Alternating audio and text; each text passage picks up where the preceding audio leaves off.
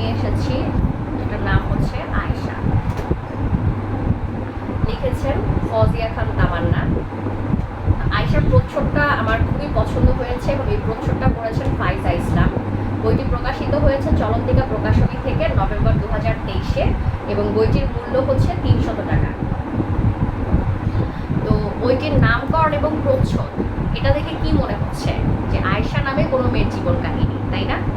হ্যাঁ, আসলে এটা আয়েশারই জীবন কাহিনী, তবে এটা বর্ণনা করেছে উপল নামে একজন কিশোর। তো আয়েশাদের ফ্যামিলি এবং উপলদের ফ্যামিলি সবসময় তাদের একসাথে চলাফেরা, একসাথে বাসায় যাওয়া আসা, সব কাজ তারা একসাথেই করতো। প্রতিবেশীও হয়ে যায় এক সময়, এবং একটা সময় এই আয়েশা উপলের প্রেমেও পড়ে যায় কৈশোরে, এবং উপলকে প্রস্তাব দেয়, প্রেমের প্রস্তাব দেয়। কিন্তু আয়েশা না, যে আমাদের সমাজে কিছু মেয়ে থাকে না যে একদম ছিমছাম, মাথা ভর্তি তেল দিয়ে চুল বেনি করে রাখে, সহজে কারো নজরে আসে না, কিন্তু পরে তাদের গুণ দিয়ে, তাদের যত্ন দিয়ে তারা সবার মনটা জয় করে নেয়। ঠিক ওই রকম একটা মেয়ে হচ্ছে আয়েশা। কিন্তু এই ধরনের মেয়েকে সব ছেলের কিন্তু আবার পছন্দ হয় না প্রেমিকা হিসেবে। সেরকম উপলেরও কিন্তু আয়েশাকে প্রেমিকা হিসেবে একদমই মনে ধরেনি। তো উপলের পছন্দ না হলে কি হবে, আয়েশাকে কিন্তু ঠিকই উপলের বন্ধু নোমান একদম পছন্দ করে ফেলে। তো আয়েশা আসলে কাকে পছন্দ করতো? আয়েশা তো উপলকেই পছন্দ করতো, যেহেতু সে তাকে চিঠি লিখে প্রেমের প্রস্তাব দিয়েছিল।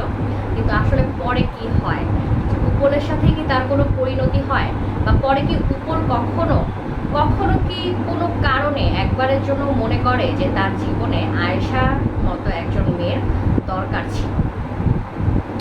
তো এইভাবেই আয়েশা আর উপলের কাহিনী আসলে এগোচ্ছিল, এবং যেহেতু উপল এটা বর্ণনা করছিল, সো আয়েশার কাহিনী বা ঘটনার সাথে সাথে উপলের জীবনে কি কি ঘটছিল সেটাও কিন্তু এই বইয়ে চলে আসে। যদিও উপল অ্যাকচুয়ালি আয়েশাকে কেন্দ্র করেই তার মানে মনের ভিতরেই যে কথাগুলো জমেছিল সেগুলোই কিন্তু একটু একটু করে গল্পের মাধ্যমে তুলে ধরেছেন। তো লেখককে বলবো, লেখক নিজে হচ্ছেন একজন নারী, কিন্তু সে একজন পুরুষের বয়ানে যে এই বইটা বর্ণনা করেছেন এবং আয়েশার যে পুরো একটা চরিত্র ফুটিয়ে তুলেছেন সেটা খুবই প্রশংসাযোগ্য। এবং আমি বলবো যে এই বইটা যখন আমি পড়ছিলাম, মানে আমার এত ভালো লাগছিল, মানে খুবই আমি এক টানে পড়েছি বলা যায়, খুব ভালো লাগছিল আমার। তো আমি খুব করে চাইছিলাম যে এই বইটার যেন সুন্দর একটা এন্ডিং হয়, কিন্তু বইটা যেভাবে আগাচ্ছিল সেই রকমভাবে এটার এন্ডিংটা ওরকম পরিপূর্ণ আমার কাছে লাগেনি। এন্ডিংটা খুবই সাদামাটাভাবে এবং খুবই হুট করে মনে হলো যে 2-3 লাইনে শেষ করে দেওয়া হয়েছে।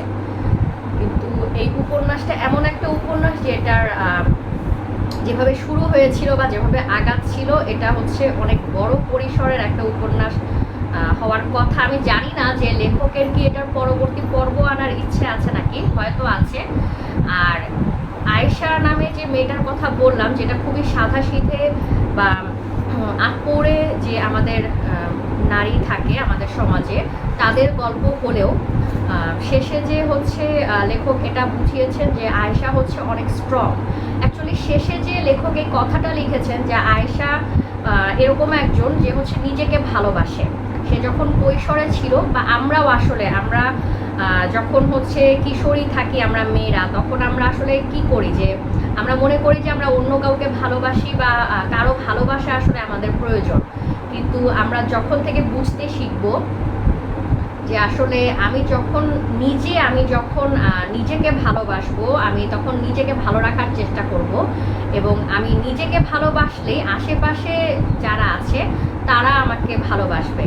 তো এইটাই হচ্ছে যে এই আয়েশার এই উপন্যাসটা, মানে উপল যেভাবে বর্ণনা করেছে একটু একটু করে আমরা আয়েশাকে যেভাবে এই বইয়ে চিনেছি ঠিক এভাবেই চিনেছি। লেখক যদিও লাস্টের 2-3 লাইনে বা লাস্টের 2-3 প্যারায় এটা হচ্ছে একদম স্পষ্ট করে আয়েশার কথাগুলো তুলে ধরেছেন যে আয়েশার মতো মেয়েরা আসলে প্রথমে খুবই সাদাসিধে থাকলেও তারা যখন নিজেকে ভালোবাসতে শুরু করে, বা আমরা মেয়েরা, মানে আয়েশা আসলে লেখক আমাদের পুরা নারী সমাজটাকেই অ্যাকচুয়ালি বুঝিয়েছেন যে আমি যখন আমার নিজেকে ভালোবাসতে থাকবো তখন একটু একটু করে আমাকে যারা অবহেলা করেছে বা আমাকে যারা ফিরিয়ে দিয়েছে এক সময়, তারা কিন্তু আমাকে আসলে ভালোবাসতে শুরু করবে এবং আমাকে চাইতে শুরু করবে।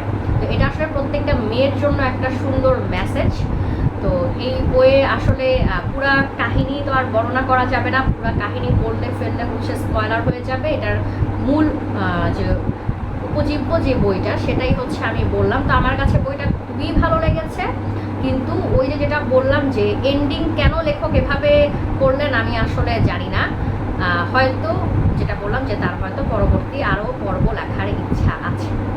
তো সবাইকে আমি বলবো যে আয়েশা বইটা কিন্তু পড়তে পারেন, আপনার মানে সময় খুব ভালো কাটবে। 2 ঘন্টা 2.5 ঘন্টা সময় এক টানে, এবং মানে লেখকের লেখা এত সাবলীল এত ঝরঝরে যে বইটা পড়তে একদমই খারাপ লাগবে না, কিন্তু শেষে যে হতাশ হতে হবে এটাই হচ্ছে আমি মানে আমার কাছে এরকম একটা ফিলিংস হয়েছে। তো কিন্তু আমি রিকমেন্ড করবো সবাইকে এই বইটা পড়ার জন্য। আর লেখকের একটা ব্যাপার আমি যেটা বলবো সেটা হচ্ছে যে উনি আয়েশার কিছু কিছু কথায় লিখেছেন যে হচ্ছে আনিয়েন কোরিয়েন। তো আনিয়েন বা কোরিয়েন এগুলো তো হচ্ছে চলিত ভাষার অংশ কিন্তু না। তো এই শব্দগুলোতে কিছুটা সম্পাদনার প্রয়োজন ছিল। আর এমনিতে চলন্তিকার যে হচ্ছে প্রোডাকশনের ব্যাপারে যদি আমি বলতে চাই, প্রোডাকশন তো খুবই সুন্দর হয়, সবসময় প্রস্তুতি দারুণ হয়। আর 2-1 টাইপিং মিস্টেক ছাড়া তেমন কোনো ভুল কিন্তু আমার চোখে পড়েনি আয়েশা বইটাতে। তো সব কিছুর পরে আমার রিকমেন্ডেশন থাকবে আবারও যে সবাই আয়েশা বইটা পড়বেন।